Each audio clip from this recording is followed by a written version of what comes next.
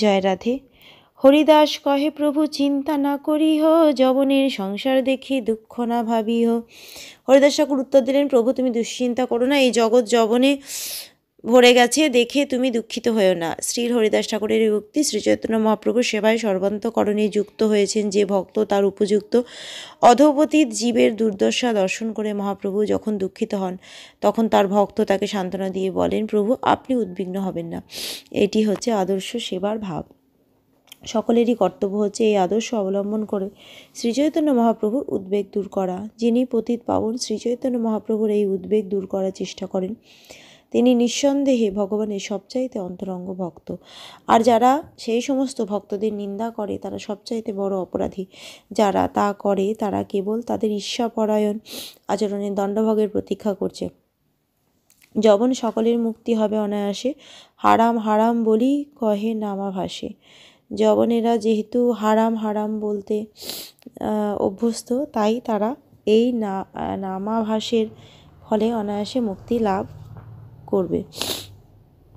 মহাপ্রেমে ভক্ত কহে হারাম হারাম, যবনের ভাগ্য দেখো লয়েশ লয় সেই নাম। মহাপ্রেমে উচ্ছ্বসিত হয়ে ভক্ত বলে হারাম হারাম, আর যবনেরাও বলে হারাম হারাম। তাদের কি পরম সৌভাগ্য। একটি শিশু যখন আগুনে হাত দেয় তখন তার হাত পুড়ে যায়, আবার একজন বয়স্ক লোক যখন আগুনে হাত দেয় তখন তারও হাত পুড়ে যায়।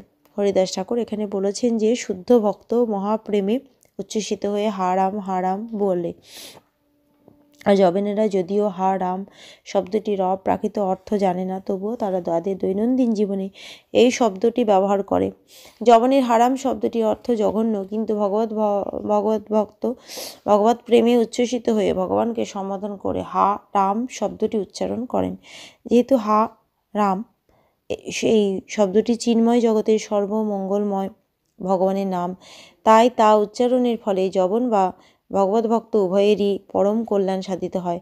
ঠিক যেমন আগুনে হাত দিলে শিশু এবং বৃদ্ধ উভয়েরই হাত পুড়ে যায়, অর্থাৎ ভগবানের দিব্য নাম হা রাম শব্দটি ভগবানের সম্বন্ধে জ্ঞান ব্যতীত উচ্চারিত হলেও সুফল প্রদান করে। ভগবত ভক্ত থেকে সম্পূর্ণ ভিন্ন অনুভব নিয়ে যদিও যবনেরা ভগবানের নাম আ রাম শব্দটি উচ্চারণ করে, কিন্তু তবুও এই অপ্রাকৃত শব্দ তরঙ্গের এমনই প্রভাব যে তা সর্বত্র সকলকে প্রভাবিত করে। তা তিনি জ্ঞাতসারে অথবা অজ্ঞাতসারে যেভাবে এই নাম গ্রহণ করুন না কেন তার পরবর্তী শ্লোকে বিশ্লেষণ করা হয়েছে।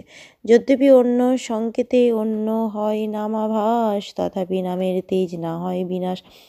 নামাচার্য শ্রী হরিদাস ঠাকুর বললেন, ভগবানকে সম্বোধন না করে যদি অন্য কিছুকে সংকেত করে ভগবানের দিব্য নাম উচ্চারণ করা হয় তাহলে তাতে নামাভাস হয়, কিন্তু তবুও তাতে নামের অপ্রাকৃত তেজ বিনষ্ট হয় না।